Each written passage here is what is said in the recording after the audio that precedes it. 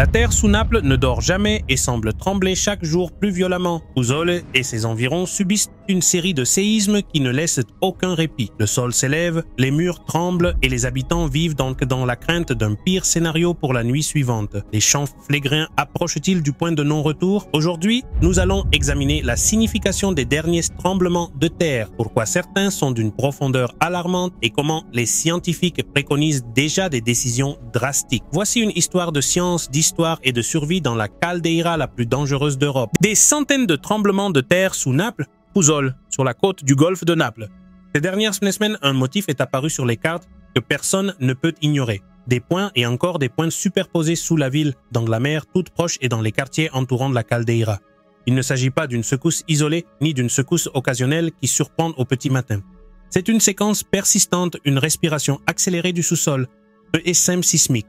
Toutes les 24 heures, des dizaines de micro-événements se produisent, certains de faible magnitude, à peine perceptibles, d'autres capables de faire trembler les fenêtres, de libérer de fines poussières des toits et de pousser les gens dans les rues.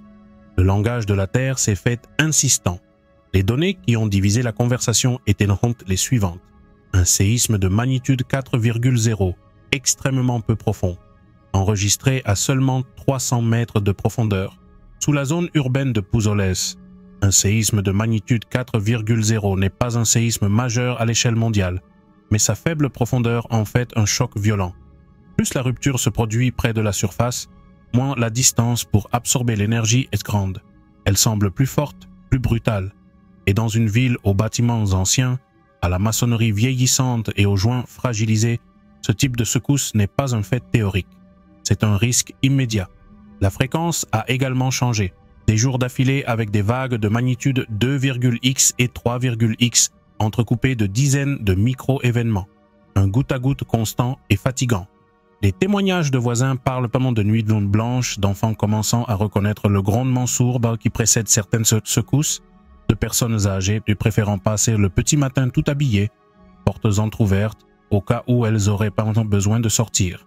La plinthe s'est fissurée et s'est ouverte le lendemain, raconte un commerçant de la Via Napoli. Il n'y en avait pas qu'une, il y en avait plusieurs. C'était comme si la maison grinçait à l'intérieur, résume un habitant du centre historique. Des lettres ouvertes circulant sur les sites web locaux réclament des explications et des mesures. Points de rassemblement, hôpitaux préparés, itinéraires d'évacuation clairs et informations quotidiennes, non techniques mais compréhensibles. Qu'est-ce qu'un ESM sismique et pourquoi ce schéma est-il important? Un ESM est une série de séismes concentrés dans le temps et l'espace, sans séisme principal ni ses traditionnelles répliques. En volcanologie et en hydrothermalisme, les ESMs indiquent souvent une réorganisation souterraine, ouverture et fermeture de fractures, modification du cours des fluides, fuite de gaz, petite falaise locale ajustant les tensions. Dans les champs flégréens, une caldeira de 13 km de longue dotée d'un système hydrothermal actif, les ESM sont une composante connue du bradicisme, des périodes de soulèvement et de descente du sol causées par la pression des fluides en profondeur. Cependant, le schéma actuel présente des éléments inquiétants, un nombre plus élevé d'événements quotidiens,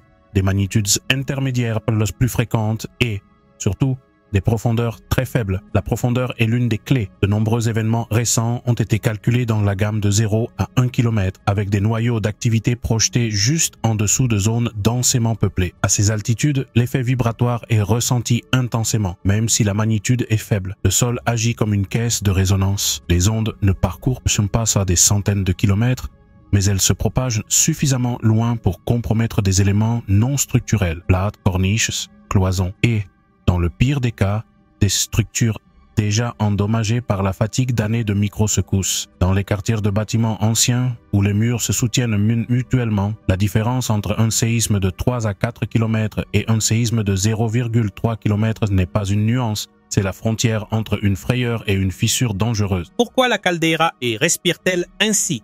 L'explication la plus communément admise combine deux processus. D'une part, la circulation de fluides hydrothermaux, eau chaude, vapeur, CO2 et autres gaz, qui exercent une pression sur les roches et ouvrent des microfractures à mesure qu'elles s'élèvent. D'autre part, l'ajustement du système de faille local qui réagit à ces variations de pression. Il en résulte une séquence de petits pics, des cassures fragiles dans la roche, qui, combinées, génèrent l'ESM. Si des pluies intenses ou des variations de pression atmosphérique s'ajoutent à ce facteur, les trajets des fluides peuvent être modifiés.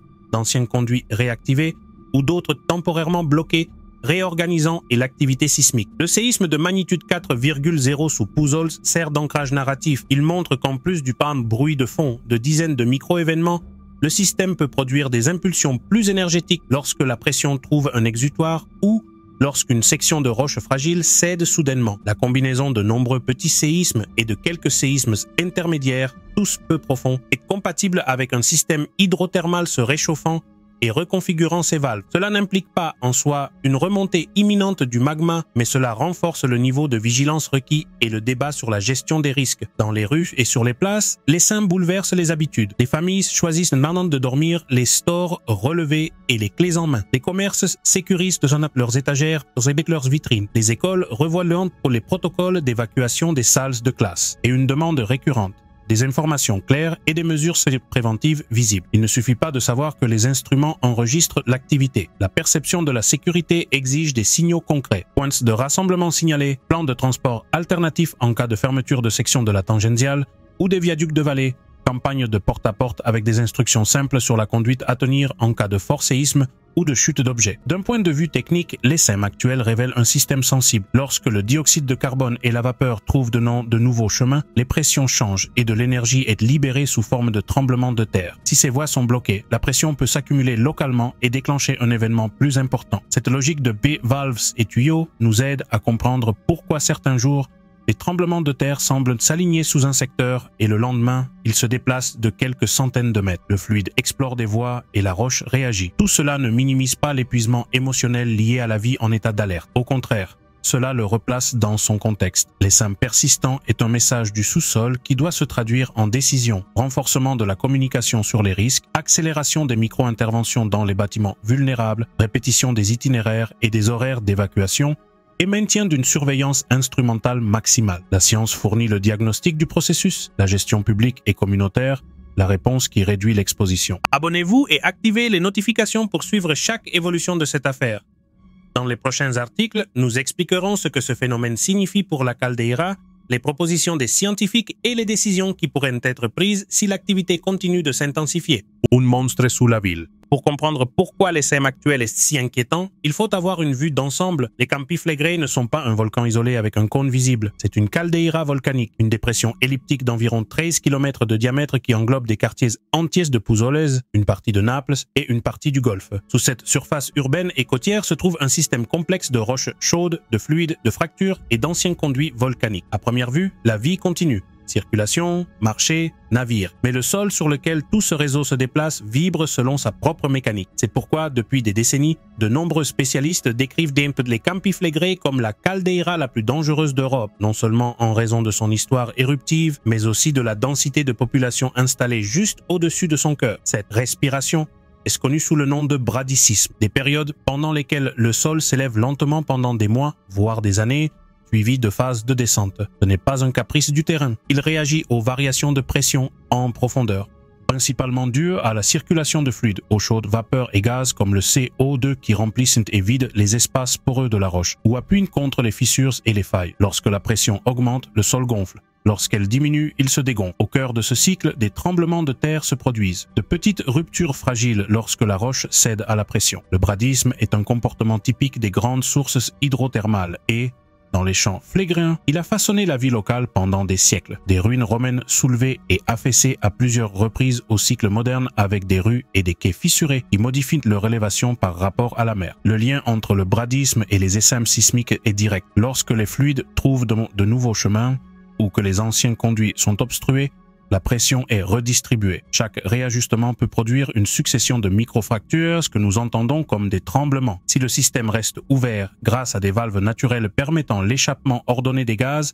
l'activité sismique tend à être plus faible et plus profonde. Si, en revanche, des bouchons ou des goulots d'étranglement se forment dans le réseau de fractures, la pression peut se concentrer dans les zones peu profondes et déclencher des événements plus énergétiques et très peu profonds, comme le récent séisme de magnitude 4,0. C'est là le problème. Les secousses ne se contentent pas d'augmenter, elles se rapprochent. Cette dynamique se produit sous une ville dont les bâtiments sont vulnérables, à Puzoles et dans les environs. Une grande partie des bâtiments historiques sont constitués de maçonnerie non armée, des murs en briques ou en pierre qui, avec le temps, perdent leur cohésion au niveau des joints et de l'enduit. Ces bâtiments ont été conçus pour le climat et le mode de vie méditerranéen, et non pour des secousses répétées mais peu profondes. Dans ces bâtiments, un séisme modéré mais peu profond peut causer des dommages disproportionnés. Fissures diagonales, détachement de corniches, effondrement de cloisons, ouverture de fissures existantes. À cela s'ajoutent des tassements différentiels causés par la respiration du sol. Lorsqu'un bâtiment s'élève millimètre par millimètre, mais de manière inégale, des tensions apparaissent comme qui fragilisent les éléments déjà compromis. En bref, la vulnérabilité structurelle amplifie le risque d'un modèle sismique qui, en raison de sa faible profondeur, est déjà plus dommageable en soi. La répartition spatiale des événements fournit des indices supplémentaires. Des SM se concentrent sous les zones urbaines, d'autres migrent de quelques centaines de mètres vers la côte ou vers la zone intérieure de la caldeira, et des profondeurs qui, dans les épisodes les plus récents, se concentrent entre 0 et 1 km. Ce modèle ne révèle pas à lui seul une remontée magmatique, mais plutôt le rôle dominant des fluides hydrothermaux dans la pressurisation de la couche rocheuse supérieure. Imaginez un réseau de canalisations irrégulières. Si l'une se bouche, la pression s'infiltre dans une autre. Si une fissure s'ouvre, l'écoulement change de trajectoire. Si une scellement d'argile se rompt, le système exhale avec un tremblement de terre. Depuis la surface, ce que nous percevons est la signature sismique de cette reconfiguration. Pourquoi cela accroît-il le risque aujourd'hui ? Parce que la combinaison de nombreux séismes, de faible profondeur et de l'inflation du sol crée un environnement idéal pour l'apparition de fractures superficielles, fissures dans l'asphalte, fissures linéaires dans les places ou les caniveaux, ouvertures de joints dans les murs de soutènement, dommages aux réseaux souterrains, eau, gaz, assainissement. Chacune d'elles est une voie potentielle pour que des gaz s'échappent soudainement ou pour que de faibles dégagements d'énergie se manifestent par un choc violent semblable à l'éclatement d'une canalisation. Il ne s'agit pas nécessairement d'éruptions. Il s'agit d'événements locaux qui peuvent être dangereux à l'échelle d'un quartier. Chute d'objets, émissions ponctuelles de gaz dans des espaces confinés, interruption de services essentiels. À cela s'ajoute un facteur psychologique et opérationnel, la densité de population. Les Campi Flegrei ne sont pas un parc isolé, c'est une caldeira habitée. Toute escalade d'activité, même sans évolution éruptive, mettra à rude épreuve les écoles, les hôpitaux, les autoroutes, les voies ferrées et les ports. En cas de séisme superficiel et prolongé, les autorités doivent décider de fermeture sélective, d'inspection de ponts et de restrictions temporaires sur les sections vulnérables. Ce n'est pas une théorie. C'est de la traduction pratique de la vie au-dessus d'une caldeira qui respire. Dans ce contexte, une magnitude de 4,0 à environ 300 mètres n'est pas un monstre en soi, mais plutôt un symptôme qui nous oblige à reconsidérer les seuils. Si le réseau de fractures superficielles est actif et que la pression trouve un exutoire à des niveaux aussi superficiels, nous devons supposer que des événements similaires peuvent se reproduire. Cela nécessite une communication claire et des mesures très proactives, inspection rapide des bâtiments anciens, étayage préventif au point de critique, campagne de préparation des quartiers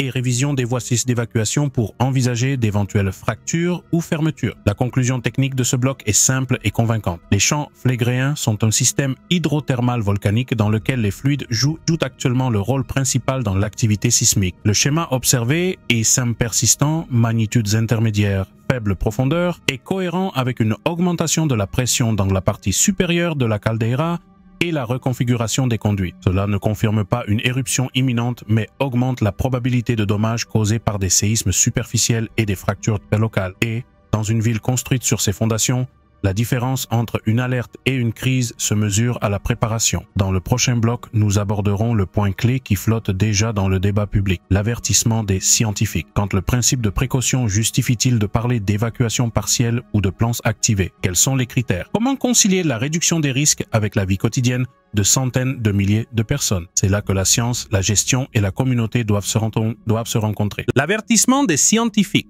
Ces dernières semaines, le message de plusieurs géologues et volcanologues est passé de la prudence à l'urgence. Il ne s'agit pas seulement de surveillance, mais de préparer et de communiquer des plans d'évacuation pour la zone la plus exposée des champs flégréens. Il ne s'agit pas d'un appel à la panique. Il s'agit d'appliquer le principe de précaution dans une caldeira très peuplée qui, de plus, présente une combinaison inquiétante d'indicateurs. Essaim persistants, événements superficiels d'une ampleur inhabituelle et soulèvement de terrain. Dans ce contexte, les équipes techniques insistent sur deux verbes, préparer et répéter. Que signifie évacuer maintenant? Selon la communauté scientifique, il ne s'agit pas de panne tout le monde part ce soir mais plutôt d'activer des niveaux hiérarchisés. Plan de sortie par secteur, en commençant par la zone rouge, protocole de fermeture des routes critiques, pointe de rassemblement définie, transport pour les personnes à mobilité réduite, hôpitaux avec des itinéraires médicaux clairs et communication de proximité claire, simple et répétée. L'expérience internationale montre que ce qui sauve des vies, ce n'est pas de deviner le jour exact, mais plutôt de réduire le temps de réaction lorsque le système change de rythme.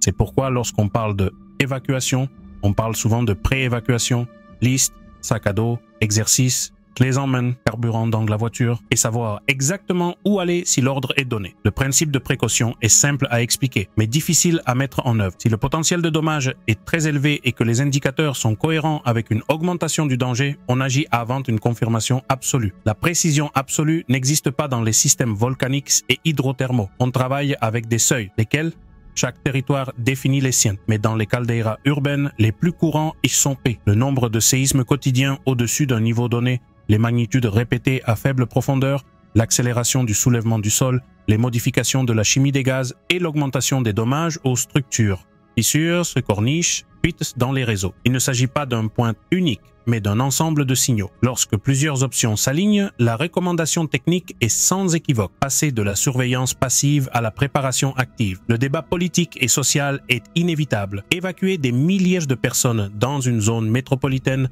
ou attendre un signal plus clair. D'un côté, les arguments économiques et logistiques ou impact sur le tourisme, fermetures d'écoles, commerces fermés et lassitude des fausses alertes. De l'autre, l'obligation de protéger la vie dans une zone où les logements et les services sont anciens et peuvent être compromis par des séismes superficiels. Entre les deux, la confiance du public qui s'érode lorsque les autorités oscillent entre messages rassurants et avertissements soudains. La solution n'est pas de choisir entre bon calme et bonne panique. La solution réside dans la transparence, une échelle claire et la praticité. Les précédents nous aident à garder la tête froide. Rabaul, Papouasie-Nouvelle-Guinée, a connu une longue série de troubles dans les années 1980 qui ont donné lieu à des mesures impopulaires et à des critiques pour exagération. En 1994, l'éruption s'est produite et une évacuation préalable bien préparée a sauvé des milliers de vies, malgré des dégâts considérables pour la ville. La leçon était double. Les années de vos fausses alertes n'ont pas été vaines. Elles ont consolidé une logistique efficace en cas de besoin. En Islande, la péninsule de Reykjanes a contraint Grindavik à évacuer à plusieurs reprises en raison d'intrusions magmatiques qui ont ouvert des fissures sous les rues. Il y a eu des phases sans éruption immédiate et d'autres avec de la lave à l'horizon. Et même dans ce cas, la gestion progressive a permis d'alterner retour partiel et nouvelles sorties, minimisant ainsi les pertes humaines dans un scénario techniquement incertain. Ces deux cas démontrent qu'une préparation et une évacuation par étapes sont réalisables bien qu'inconfortables. Et les champs flégréens, leur particularité réside dans la densité humaine au-dessus de la caldeira et la vulnérabilité architecturale de nombreux quartiers. Ici, même en l'absence d'éruption, la combinaison de séismes très superficiels et de soulèvements peut causer de graves dommages. Chutes d'objets, effondrements locaux de corniches et fissures dans les réseaux souterrains. Par conséquent, lorsque les scientifiques demandent une évacuation, cela implique généralement de commencer par dégager les zones les plus fragiles et difficiles d'accès, de sécuriser les itinéraires et de définir des créneaux horaires sûrs pour les inspections et le renforcement. Il s'agit d'une stratégie chirurgicale. Évacuer les personnes des zones les plus dangereuses, maintenir les couloirs de sortie opérationnels et éviter le pire, à savoir une alerte tardive avec embouteillage. Le dilemme entre protéger la population et éviter une panique générale est résolu méthodiquement. 3 clés. Des messages cohérents, des critères mesurables et des porte-paroles techniques visibles. Des messages cohérents garantissent que le niveau d'alerte et les recommandations ne changent pas de ton chaque jour sans explication. Les critères mesurables impliquent la publication de seuils que le public peut respecter. Si X se produit pendant X heures, nous passons à la phase Z. Les porte-paroles techniques visibles impliquent notamment de mettre les scientifiques et les ingénieurs en contact direct avec la communauté, de répondre aux questions et de corriger les rumeurs. Lorsque les gens comprennent le pourquoi, ils coopèrent mieux avec le quoi. Dans un chaudron urbain, la pire décision est l'ambiguïté. Si l'ordre est « préparez vos sacs à dos, ce qu'il faut emporter est expliqué ». S'il s'agit de exercice de secteur, le jour, l'heure et l'itinéraire sont indiqués. S'il s'agit d'une sortie temporaire, les quartiers, les itinéraires et la durée prévue sont définis avec précision. L'expérience islandaise récente et celle de Rabaul montrent que le public tolère des mesures sévères s'il perçoit cohérence et respecte. L'inverse, Minimiser aujourd'hui pour durcir demain détruit la confiance. Sur le plan technique, il n'y a aucune contradiction entre maintenir l'enquête ouverte, reconfiguration des flux hydrothermaux, possible intrusion à plus grande profondeur et protéger la population. Ce sont des pistes parallèles. Les scientifiques continueront de discuter des modèles. Les autorités doivent s'assurer que, si le système franchit une nouvelle étape, tout le reste est déjà en place. Transport, abri, fourniture, liste de personnes vulnérables, communication porte-à-porte. Se préparer n'accélère pas l'éruption. Cela réduit les dégâts si la situation s'aggrave. La question du titre, évacuer maintenant, ne trouve pas sa réponse dans une date, mais dans une capacité. Évacuer maintenant, cela signifie que si nécessaire, cela peut être fait aujourd'hui. Les quartiers se reconnaissent dans leur itinéraire, la police et la protection civile savent où se replier et où ouvrir. Les hôpitaux ont un plan de transfert, les écoles se sont entraînées à quitter les lieux de manière ordonnée. Si cette capacité existe, la marge de manœuvre augmente. Sinon, chaque nouvelle dépression de 3,0 ou chaque dépression de 4,0 dans un quartier devient un jeu d'enfant. Nous concluons cette section avec une idée centrale. La précaution n'est pas de l'alarmisme. C'est de la responsabilité. Les champs Phlegréens ont clairement parlé dans le langage des essaims. Il appartient à la direction de traduire ce discours en actions concrètes avant qu'un signal plus fort ne nous oblige à agir sans plan. Dans la section suivante, nous aborderons le comment.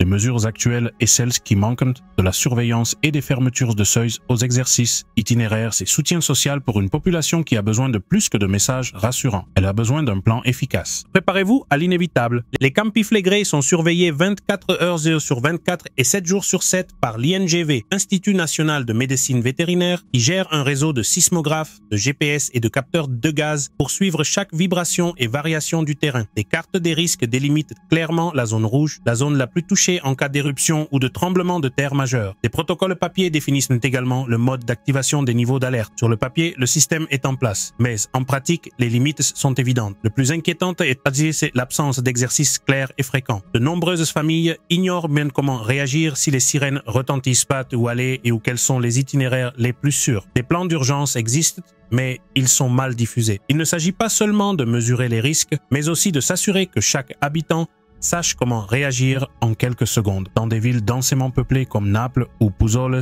chaque minute perdue peut faire la différence entre une évacuation ordonnée et un enfermement dans le chaos. Le poids de l'histoire ajoute une couche émotionnelle difficile à ignorer. Le souvenir de Pompéi, dévasté en quelques heures par le Vésuve, perdure dans chaque école et dans chaque récit. Cette tragédie antique nous rappelle que le calme peut être trompeur et que sous la beauté d'un paysage, se cache un ennemi qui ne donne pas l'alerte. Une peur latente cohabite avec le quotidien. Marché, école, circulation, comme si de rien n'était, alors que la terre, sous nos pieds, continue de bouger. Aujourd'hui, la question est incontournable. Combien de temps peut-on vivre sur un volcan actif sans plan d'évacuation concret et éprouvé? Les scientifiques appellent à la préparation. Les habitants exigent des certitudes. Entre confiance et peur, la clé est de ne pas répéter les erreurs du passé, attendre trop longtemps. Pensez-vous que les champs Phlegréens devraient être évacués maintenant?